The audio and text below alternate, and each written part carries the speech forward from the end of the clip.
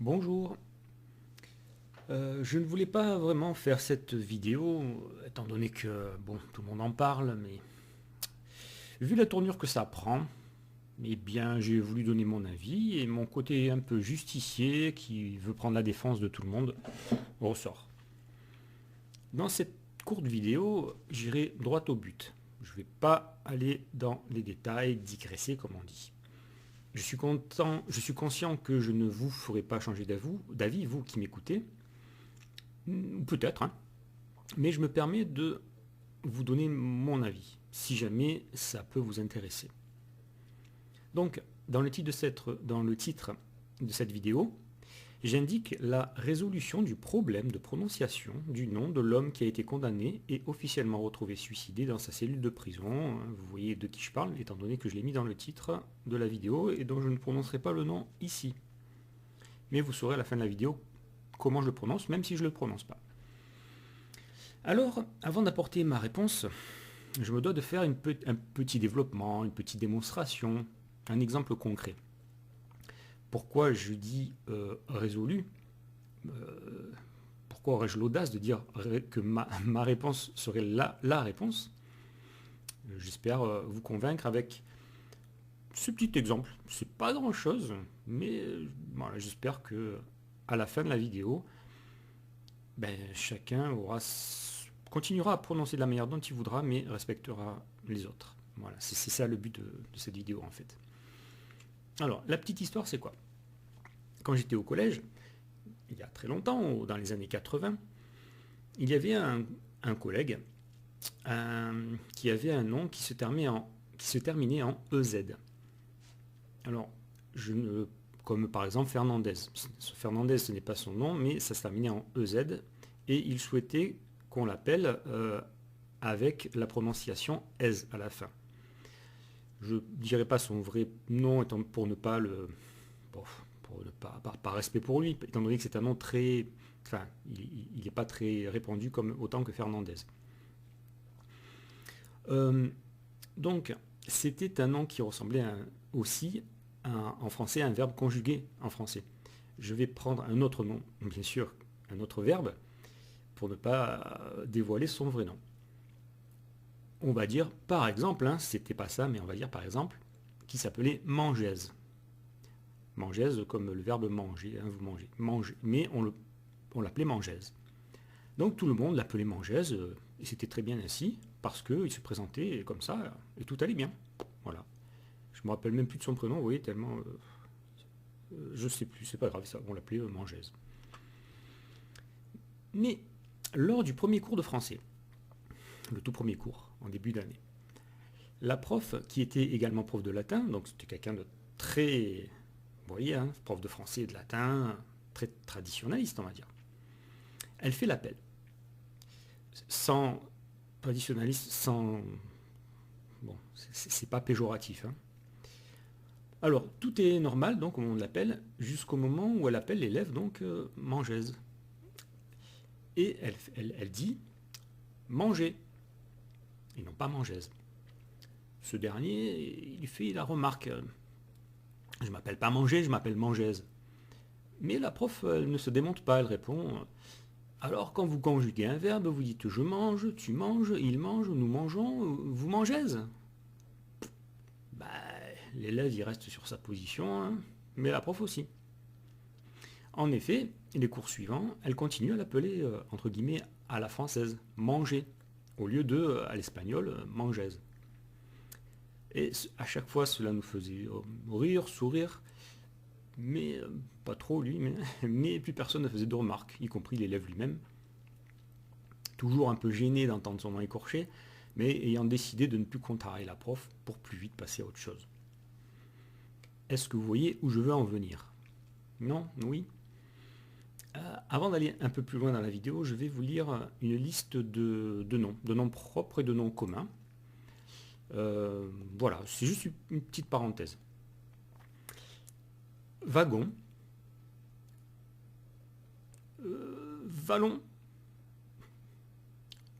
Koweït, Saint-Tropez, Merguez, Manger, Fernandez, De Breuil, Pont-Aven, Boston, Washington, CIA, FBI, Martin, Schumacher, Bach, Berger, Ravensburger, Bruxelles, Auxerre, Metz, Montréal, Montreux. Bon, je prends un accent un peu bizarre quand je les lis, excusez-moi, je suis en train de m'en rendre compte. Tout ça pour dire, vous prenez wagon. Pourquoi vous ne dites pas Koweït, comme le disait Mitterrand? Alors, tout le monde dit Koweït, Mitterrand disait Koweït. Et on se moquait de lui. C'était quand même le président de la République. On respectait son choix. On continuait à dire Koweït, non? Il disait Koweït, on disait Koweït. Et tout allait bien dans le meilleur des mondes. Saint-Tropez, à l'époque du film, quand le film des gendarmes là, sont sortis, les Parisiens disaient Saint-Tropez. Pourquoi pas? Là, j'ai mis l'exemple Manger Fernandez, par exemple, par rapport à l'exemple de mon collègue. Bon, de Broglie, de Breuil, ça, il y a... J'ai jamais rien compris. Si vous comprenez quelque chose, vous êtes très fort. Pont-Aven, Pont-Aven, là, franchement, je sais plus. Bon, les galettes de Pont-Aven, je crois qu'on dit. Excusez-moi si je me trompe. Boston et Washington, là, c'est intéressant. C'était un ami québécois, non français qui habitait au Québec. Et là-bas, les Québécois, ils disent Washington et ils disent Boston. Et l'ami français, il disait Boston. Le Québécois l'a repris, il a dit, on dit pas Boston, on dit Boston. Et lui, mon ami français, il a dit, pourquoi vous dites Boston alors que vous dites Washington? Ça se termine pareil, c'était un mot anglais. Et l'autre, il a dit, ah bah ouais. Alors on dit Boston ou Washington? Boston ou Washington? Voilà. À vous de réfléchir, à vous de juger, à vous de prononcer comme vous voulez. CIA ou CIA? FBI, FBI ou FBI?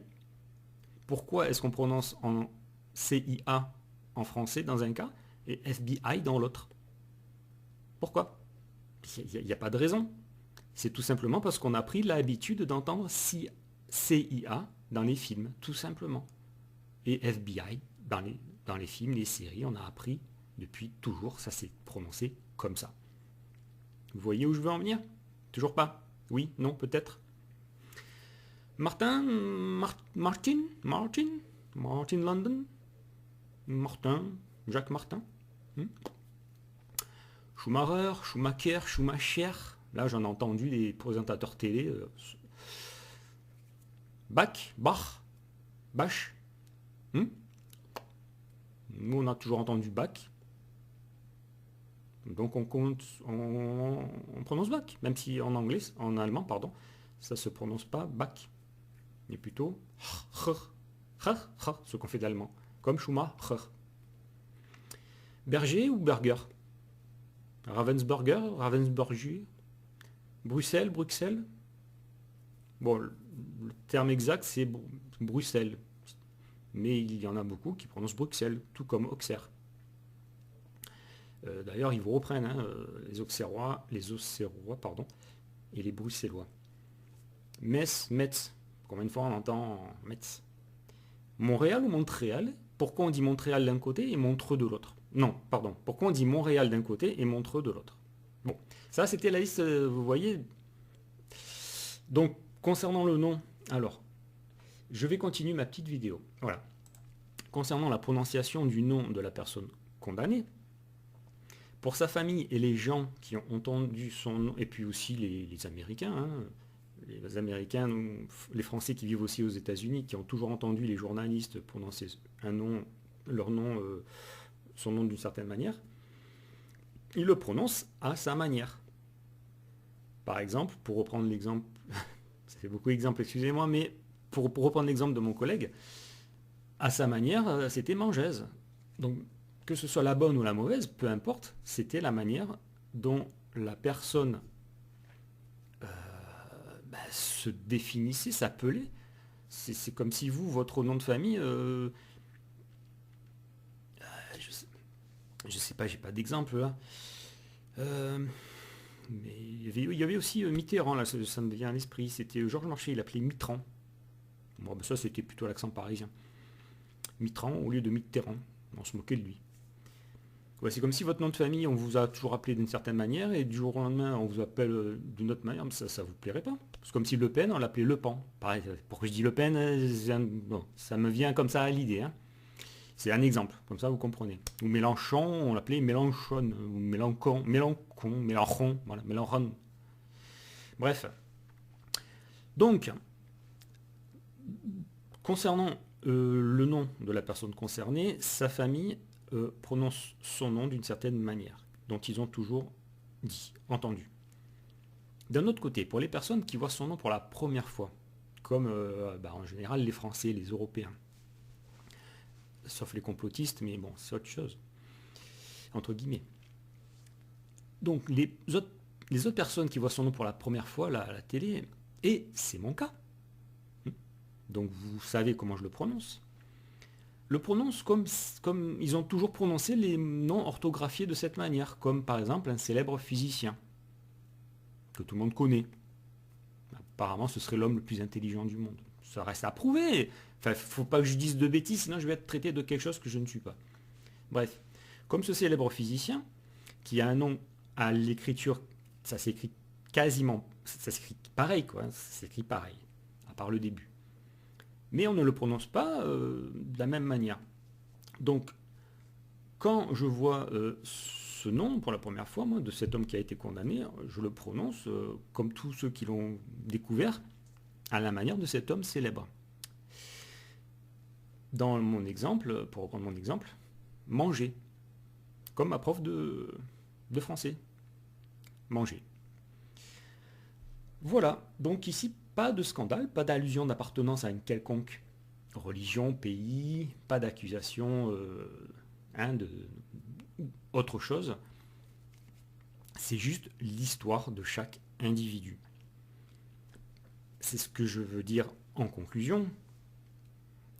J'ai l'impression d'être au chat des GPT là. En conclusion, pour conclure, c'est le but de cette présente vidéo.